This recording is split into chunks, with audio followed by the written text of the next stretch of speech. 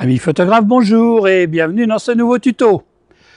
Capturer des lieux paradisiaques ou insolites, graver des souvenirs inestimables et enregistrer des expériences uniques ne sont que quelques-uns des plaisirs que nous offre la photographie de voyage. Mais cela peut aussi se révéler être un véritable défi.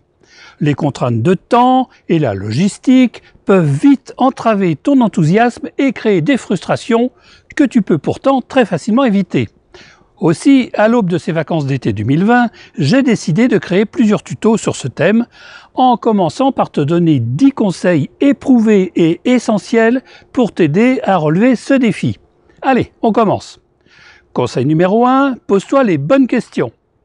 La première d'entre elles, fondamentale, est de savoir si tu pars prendre des photos à l'occasion d'un voyage spécialement prévu pour ça, ou si tu vas prendre des photos de vacances. La réponse à cette question te permettra de mieux définir ton projet et te guidera dans le choix du matériel à emporter et de la façon dont tu vas photographier sur place. Autrement dit, seras-tu en mode touriste pour lequel un simple smartphone suffira amplement ou en mode photographe?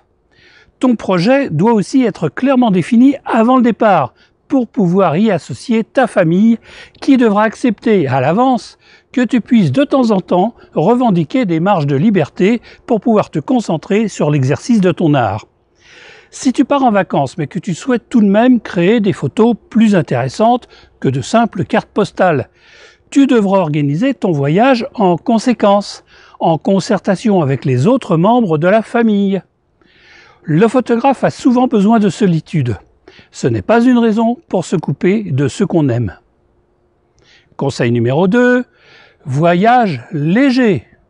Même si tu as quelque ambition artistique, ce n'est pas une raison pour emporter des tonnes de matériel.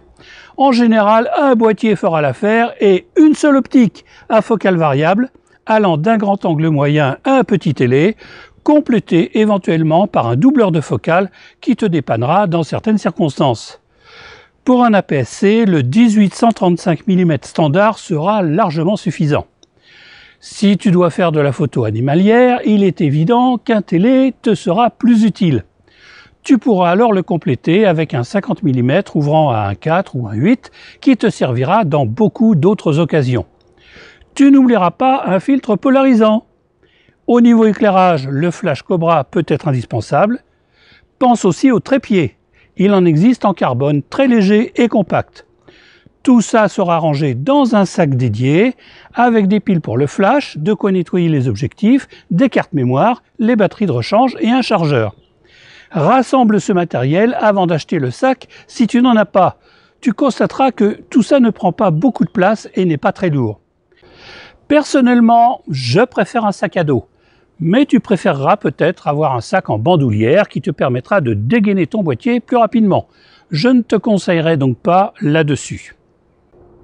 Conseil numéro 3, ne tombe pas en panne.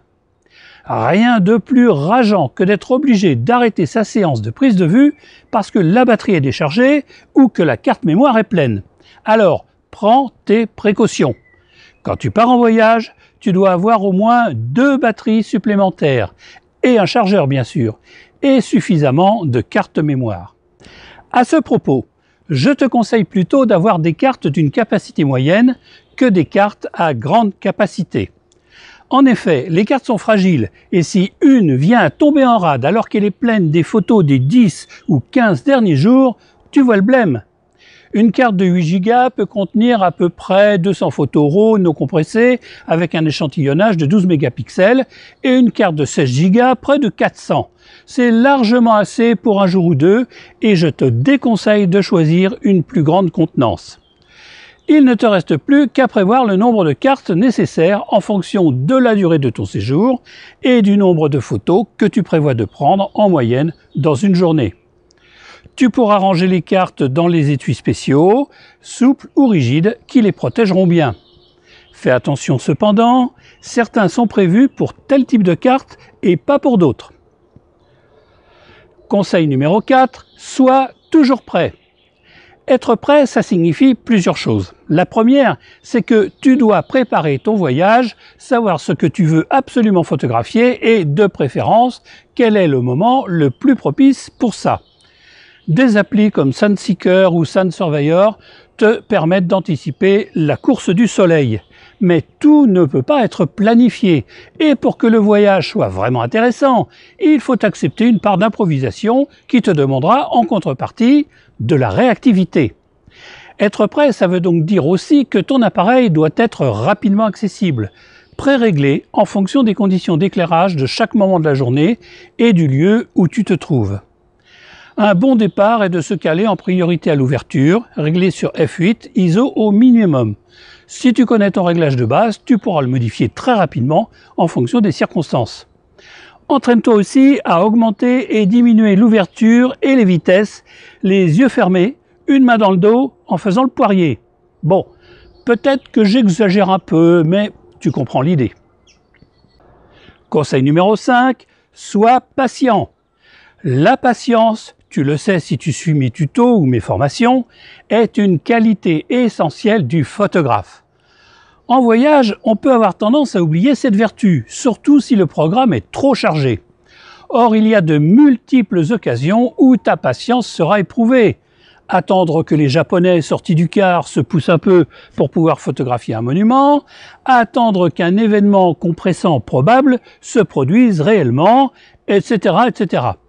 Je te déconseille de faire la course à la prise de vue. Prends le temps nécessaire et rapporte des photos intéressantes à la maison. Ce n'est pas la quantité de photos qui validera ton travail, mais leur qualité et leur intérêt. Bon, mais là je m'aperçois que ce tuto risque de durer plus longtemps que prévu. Alors, on va arrêter là pour aujourd'hui et tu pourras suivre la suite la semaine prochaine. En attendant, si tu rejoins cette chaîne, n'oublie pas de télécharger les 2 guides gratuits dont tu trouveras le lien dans la description de cette vidéo. Allez, je te dis à la semaine prochaine pour la suite de ce tuto.